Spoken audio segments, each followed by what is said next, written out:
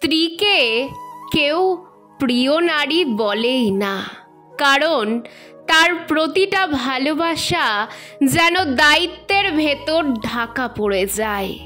সে যতটা দেয় তার স্বীকৃতি যেন ঠিক ততটাই অনুপস্থিত। ছোটবেলায় মানুষ যখন বলে মা পৃথিবীর সবচেয়ে প্রিয় নারী, বড় হয়ে বলে মেয়ে আমার প্রাণ, আর একটু পরিণত হয়ে বলে বোনের মতো আপন কেউ নেই।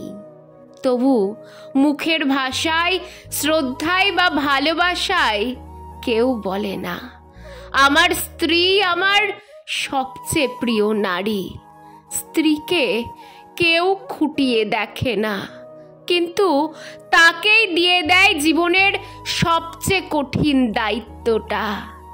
তার কাছেই চাই নিঃশর্ত সহবাস, নিঃশব্দ সহ্য।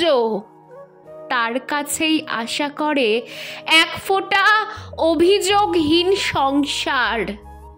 কেউ ভাবে না এই মেয়েটা একদিন মায়ের আঁচল ছেড়ে চিরচেনা ঘর, ছাদ, রান্নাঘরের গন্ধ, ছোটবেলার সেই আয়নাটা রেখে চলে এসেছে একটা ভিন্ন বাড়িতে।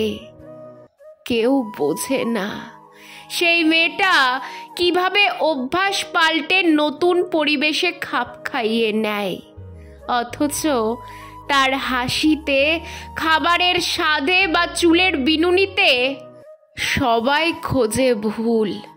ভালো রান্না না করতে পারলে বলে তুমি তো কিছুই পারো না, আর ভালো করলেও বলে আমার মা এর থেকেও ভালো রান্না করত।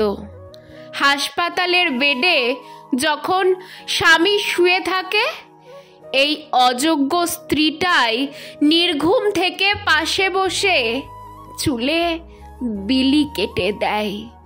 স্বামীর অফিস থেকে ফিরে ক্লান্ত মুখ দেখে এক কাপ চা বানায়, তবুও সে প্রিয় হয়ে উঠতে পারে না, কারণ সে স্ত্রী।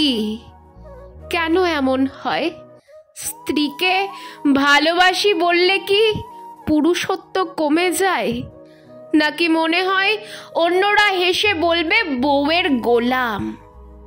আসলে সমাজ কখনোই স্বীকার করে না একজন স্ত্রীও একসময় কারো আদরের মেয়ে ছিল, যাকে ঘিরে ছিল স্বপ্ন, নিরাপত্তা আর ভালোবাসা। সেই মেয়েটা একদিন সমস্ত কিছু ছেড়ে এক ছেলের জীবনে এসে নিজেকে হারিয়ে দিয়ে তাকে গড়ে তোলে এক রাজা। তবুও সে রাজাকে বলতে শোনা যায় আমার মা সবার আগে, আমার মেয়ে আমার জান। কিন্তু বউ, সে হয় দায়িত্ব, বোঝা, ভুলের খাতা। হয়তো সেদিন যেদিন কেউ বুক ফুলিয়ে বলবে আমার স্ত্রী আমার সবচেয়ে প্রিয় নারী, সেদিন সমাজ একটু হলেও সুন্দর হবে।